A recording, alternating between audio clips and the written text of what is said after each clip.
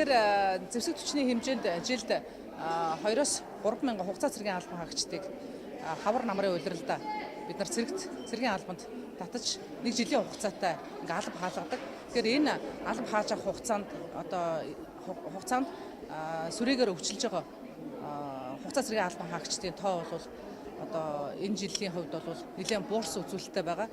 Тэгэхээр бид нар цаашид ямар арга хэмжээ авах вэ гэхээр ерөнхийдөө бол бид нар жил болгоны энэ өвчлөлийг тоог багасгахын тулд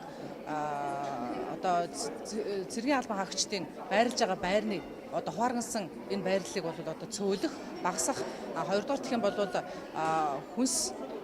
хоол хүнсэнд нь дархлааг сайжруулах, хүнсний нэмэлт бүтээгдэхүүнүүдийг түлхүү оруулах энэ чиглэлээр бид нар их ажиллаж байгаа.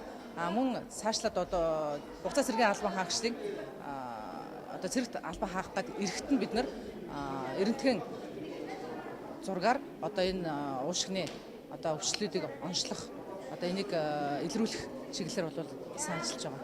Ийм учраас жилд бидний өвчлөлийн тоо бол багасж байгаа гэж үзэж байгаа. Цаашид глобал стангийн төслийн хүрээнд бид нар энэ дижитал аппарат ингээд аймаг хөдөө орон нутгуудад тарааж байгаа гэж байгаа. Энэ чиглэлээр өнөөдөр бол бид нар бас энийг манайх тангаж өгөөч гэсэн юм санал хүсэлтэй авах юм.